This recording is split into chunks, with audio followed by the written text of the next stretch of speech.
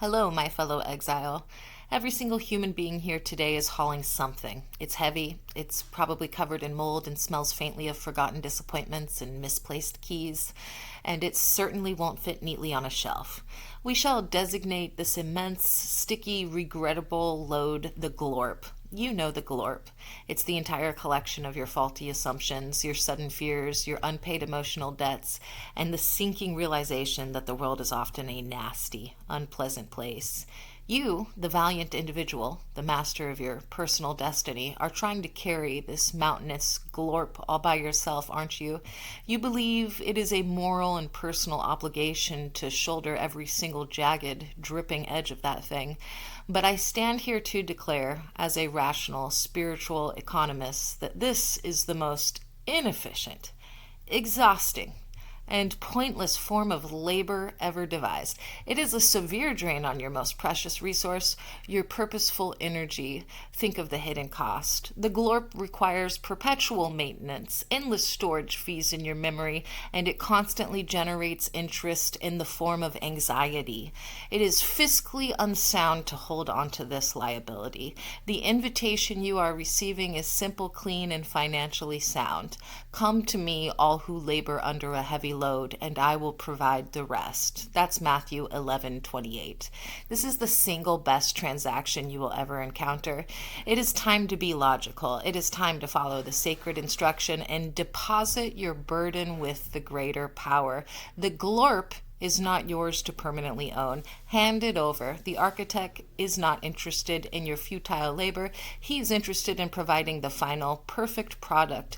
You cannot, however, efficiently surrender the Glorp until you first acknowledge its terrible Zizzer-Zazzer-Zuzz.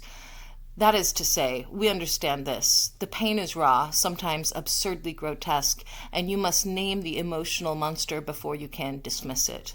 The world is full of crushed spirits, and every one of them deserves an honest, itemized accounting of their wounds. You can't just toss the whole heap over the fence.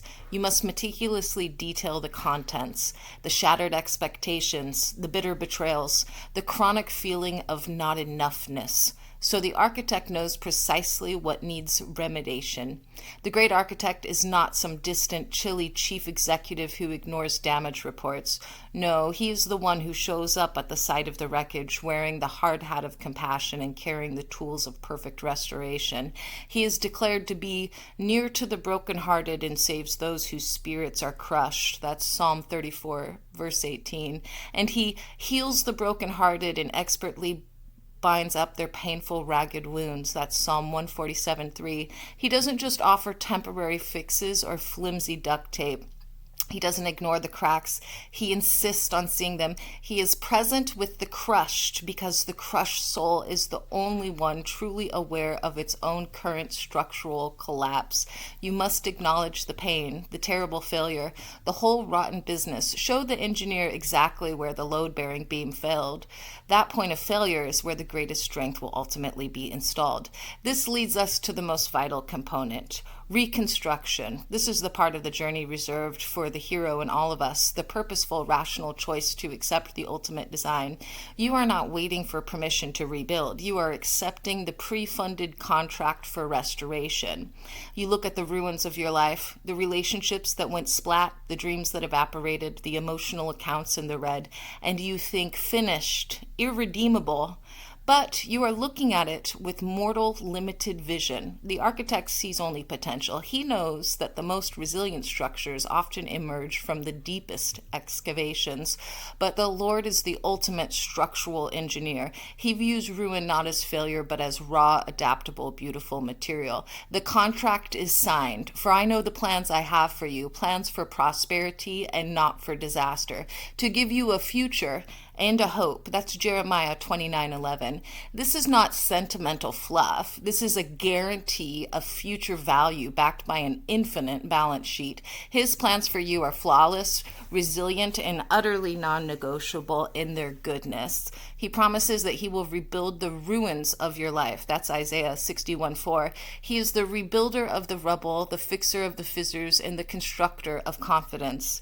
Your life isn't over. It is merely awaiting the correct architectural update. You must choose to align your heroic will with his magnificent logical blueprint for your ultimate triumph, knowing that the quality of his materials surpasses anything you could salvage yourself. The rational journey, however, is not one panicked leap, but a series of measured, profitable steps. You cannot sprint across the entire universe in one go, nor can you repair an entire foundation in a single frenzied afternoon. You need endurance and strategic renewal. You must learn the simple, profound discipline of waiting, not passively waiting like some damp, useless dishcloth, but strategic waiting. Strategic waiting is the calculated investment of your time into preparation and study of the blueprints, trusting that the necessary materials will arrive exactly when needed. The instruction is clear. Wait for the divine. Be strong and let your heart take courage. Wait for the divine. That's Psalm 27:14. This waiting is an act of calculated strength. It is recharging your spiritual core before the next phase of construction begins. The ultimate law of physics applies. But they who wait shall renew their strength. They shall mount up with incredible velocity like eagles. They shall run and not be weary. They shall walk and not faint. That's Isaiah 40:31. Run to him to gain the velocity of an eagle. This renewed strength is the energy efficiency you seek. So stop staring at the entire terrifying mountain range of task, the whole Zizzer-Zazzer-Zuzz of the future. Look only at the present immediate step. The simple instruction for this moment is be still and acknowledge the divine. That's Psalm 46:10. The present moment is the only one you can truly control. Control it. Be rational. Focus. You have diligently cataloged the Zizzer-Zazzer-Zuzz. You have surrendered the Glorp. You have strategically waited. What happens next? The architect doesn't just hand you a certificate of occupancy. He throws a post-Glorp gala. The structural integrity of your future is now guaranteed, and that means it's time to test the bounce on those brand new reinforced floorboards. Are you going to sit around analyzing the subgrade materials? No, you're going to initiate the universal mandatory no more Glorp victory dance. You've done the work. You've trusted the engineer, and now the wreckage is gone. What remains is a beautiful, efficient structure capable of housing magnificent, slightly ridiculous, and overwhelmingly joyful events. So go forth. Stop attempting to fit all of life's complexity into a teeny, sad organizational folder labeled My Fault. The grand architectural blueprint has been fulfilled. Your new structure is strong. Your Zizzer-Zazzer-Zuzz has been silenced. And the Glorp has been permanently transformed into a brightly colored, entirely useless, but highly combustible packing peanut. And now you are free to do amazing things. Love you.